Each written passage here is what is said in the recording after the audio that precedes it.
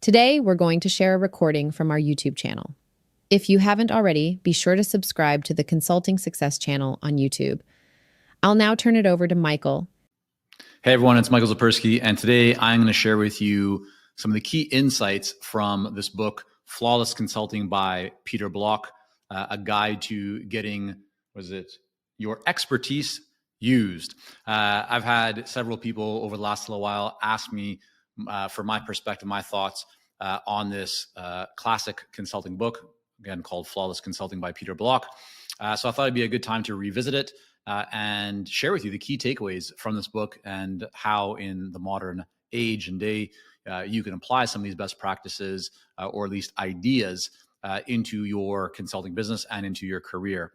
So Peter writes, the more complexity, confusion, and uncertainty in our lives, the more we realize we cannot go it alone or keep doing what we have been doing. The demand for help and advice should keep growing. I think with the uncertainty in the world right now, conflicts, unrest, AI, technology, this bodes very well for consulting, right? Consulting really thrives and provides a great advantage to organizations that are trying to grapple with uncertainty, with change. So as a consultant, we have a lot of uncertainty and a lot of change going on right now. This bodes very well for the industry and for consultants like yourself. Another part of this book is the author explains the 5 phases of consulting. So I'll go through them here for you. The first, number 1, entry and contracting. He defines this as setting up the meeting, qualifying the buyer, and an opportunity to confirm that you are confident that you can provide value. You know, inside of that, one area that consultants often kind of gloss over, don't pay enough attention to, is qualifying the buyer, right? Very often, especially earlier stage consultants, view those or that initial meeting or maybe a couple of meetings where they need to kind of prove themselves to the buyer. But you really want to see yourself at the same level as the buyer. You want to use this as an opportunity in that initial kind of stage or phase to qualify the buyer. Make sure that you feel good about them. Make sure that you want to actually get into an engagement with them. You want to look for an alignment of values. And of course, you want to make sure that you feel confident that you can provide great value and a positive outcome for them. Number 2, discovery and dialogue. This is getting clear on everyone involved in the project, the decision-making process, define the problem, what kind of data and information is needed, what does the project timeline look like? So, are you on the same page, and is it possible to complete it within the kind of guidelines and parameters and timeline that the buyer wants and that you're able to deliver on? Number 3, analysis and decision to act. So setting up clear goals for the project and selecting the best action and steps. Think about this kind of as planning for the project. Now into phase number 4, engagement and implementation. So here you're actually carrying out the planning of the third phase. So third phase, you're doing analysis and planning. Fourth phase, you're doing the actual engagement and implementation. So this might be a series of meetings, workshops. You're essentially turning complexity into simple actions and moving on the recommendations that are being made. And the 5th phase that the author refers to here is extension, recycle, or termination. Very interesting selection of words. But anyways, it says this is all about learning from the engagement, deciding if the engagement should be extended or expanded, taking what was learned from the engagement and deciding what the best next steps are. So I think this is a good way of looking at the different parts or kind of phases of a total consulting engagement. It's a good high level approach. I think phase 1 and 2 are often combined. So that is kind of the entry and contracting as he describes it, and the discovery and the dialogue. But I feel that breaking them out is in fact a good reminder on the importance of each of these. And you can get clear on the role that you're looking to play and what a successful outcome for each of these different phases will be. So I think, filtering through, or at least kind of writing these down, if you need to hit the rewind button, whatever it might be, or grab a copy of the book. But, thinking about, again, the different parts of a consulting engagement can also provide you with some pretty good opportunities to find areas to improve inside of your business right at each phase. The author then goes on to write, One reason consulting can be frustrating is that you are continually managing lateral relationships. Your job isn't to just say yes to a client if it's not in their best interest. And because of that, it means that this client-consultant relationships can feel ambiguous at times. He then says, the book is about managing this ambiguity, right? So the business of consulting very much is based on relationships, and you are in a unique position as a consultant because you're not an employee, right? You're serving a different role, and oftentimes that can create a lot of feeling of not really being sure or clear on how to manage a situation, especially if you are developing in your career.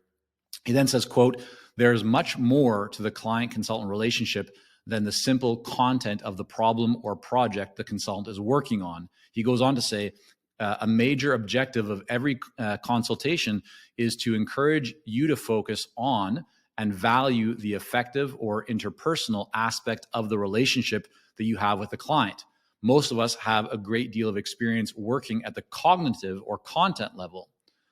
And here, I think he's referring to the importance of feelings. Clients have feelings, of course, and how you read them, interpret, how you react, how you respond is critical to the success of every project and to your success as a consultant. So it's not only about can you deliver, but it's also can you manage the relationship. And in many cases, you won't be able to get to a point where you can successfully deliver or have your recommendations acted upon or implemented if you're not able to manage the relationship and the feelings inside of that engagement, right, or leading up to it. I like how he really encourages the reader to model the behavior that we want to see in our clients. He says, our own consulting behavior should be consistent with the style of management that we advocate to our clients. This is something that we kind of share or talk with our clients very often, which is, in our own business, when we provide coaching and training for consultants, we ourselves go and invest in our own, coaches and mentors and programs to consistently and continually develop ourselves, whether that's to develop, as a leader, to develop in different areas of our business. And we encourage our whole team to think of ways that we can support them to develop, because collectively that means that we all get stronger. But I think it's a good reminder for all consultants that, eat your own dog food. If you're going to encourage your clients to take action, make sure that you take action. If you're encouraging your clients to invest in something, then you should also invest in something similar yourself. Right? That kind of effect is I think quite a powerful one, has been my observation over the last couple of decades of running consulting businesses. An advantage that consultants have, right, is that they don't need to be involved in the politics of the organization. And the author says, consultants, however, are in a unique position to address the people or process issues productively. As third parties, they have no vested interest in the process issues, no power to gain or lose, no territory to expand or contract, no budget to increase or decrease. And I'm highlighting this because I think it's a good opportunity to make sure that you're considering this at minimum, but more likely bringing this into the conversations that you have with buyers, right? What's different? What's the advantage, the reason to bring you in? At times, you might be in a position where somebody's questioning why do you have a seat at the table? Why are you even here? Why should we listen to you? Well, this is something different, right? You're not in the same position as a typical employee or executive would be. You can actually really deliver impartial feedback and recommendations based on what you're seeing inside of the organization. He then says, quote, "Effective consulting skills are the steps and behaviors that act to create internal commitment. Each of us has seen examples of consulting projects where the study or report ends up on the shelf despite its cost and relevance." He then goes on to say this is because there wasn't enough commitment built. And I think this is a really important point, that if you're not getting commitment at every stage, if you are not making sure that it's, you're not just being hired to just do work or just to provide recommendations, but you're being brought in to partner with the organization or with a person or a group of people inside the organization because they truly are committed to change or to solving a problem or to making an improvement. If that commitment isn't there, you might get paid. You might do, the work that you were brought in to do, but it's not going to end up leading to a positive outcome. And most consultants that we work with are really, they're doing what they're doing because they want to see an impact. They want to help. They truly want to make a difference, and of course, be rewarded, for the value that they create. But I think focusing on that commitment throughout, from start to finish, is really important. The author also does a good job of providing an outline around the foundation or the foundational elements for a smooth project. And there's 10 of these. So I'm going to go through them rather quickly here just to list them off. But I think they're interesting and kind of noteworthy. It says, number 1, define the initial problem.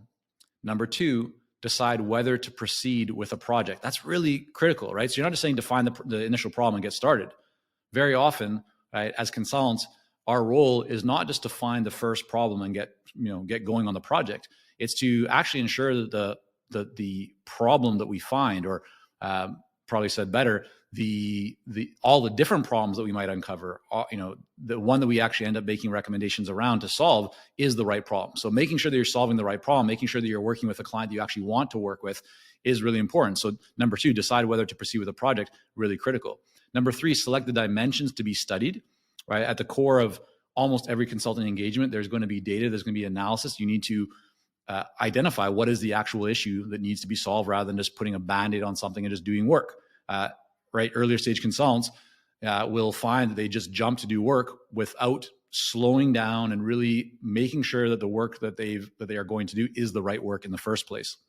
Number 4, decide who will be involved in the project. Number 5, select the method, right? So how are you going to go about doing this? How will you actually deliver it?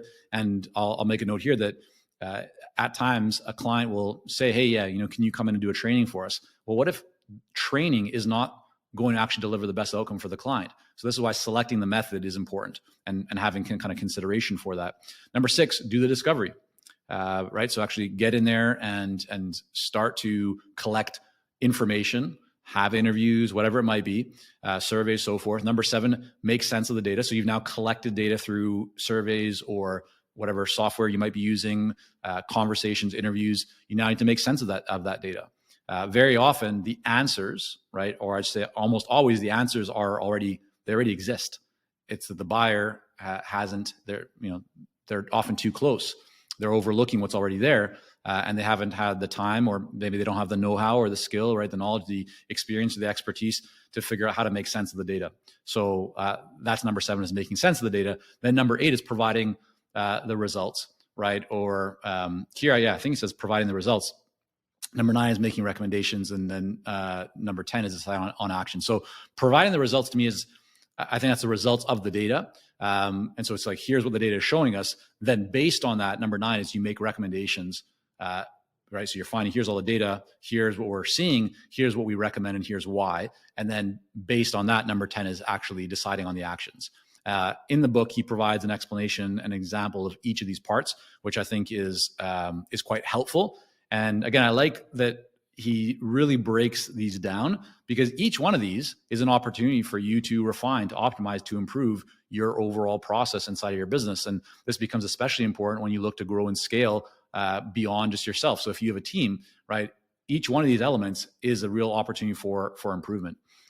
So for those of you, right, who are already running established consulting businesses, big opportunity. For those of you that are just getting started, I wouldn't spend too much time worrying about the details of this. But as your business starts to develop and grow, this is where making these kind of optimizations and improvements and refinements can actually have a pretty big impact.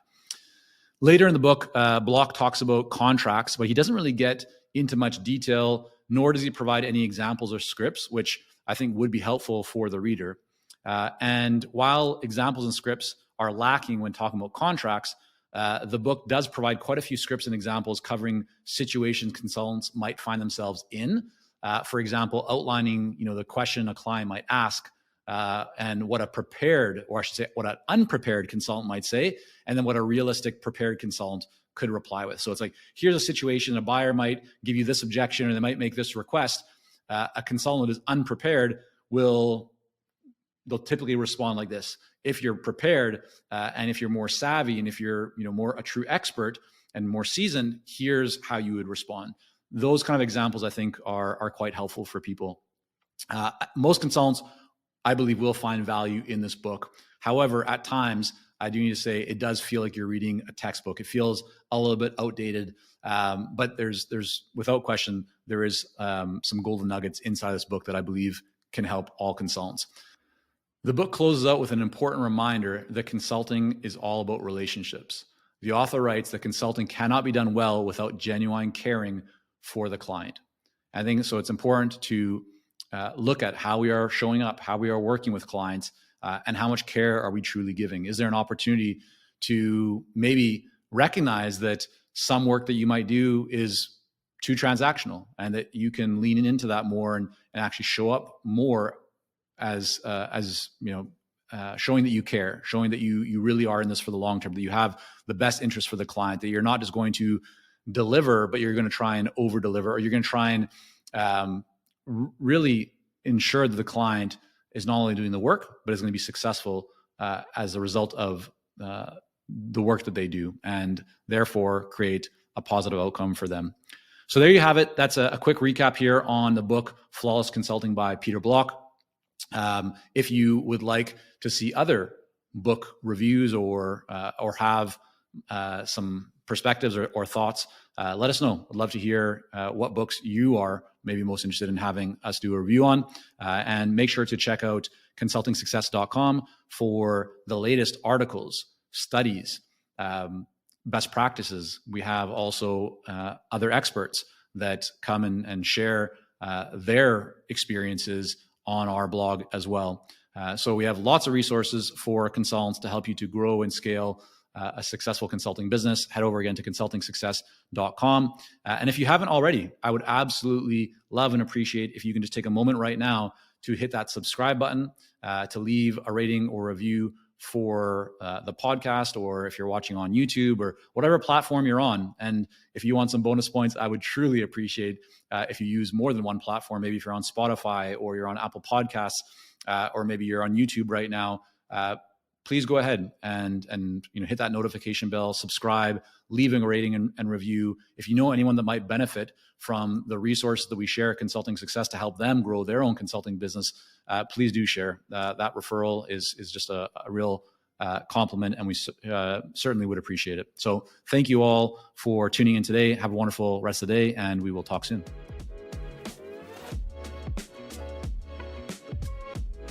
Thanks for listening. If you enjoyed this, you'll love all the free resources, case studies, and best practices at consultingsuccess.com. Don't forget to subscribe and leave a rating and review on Apple, Spotify, or your favorite podcast app. Thank you so much.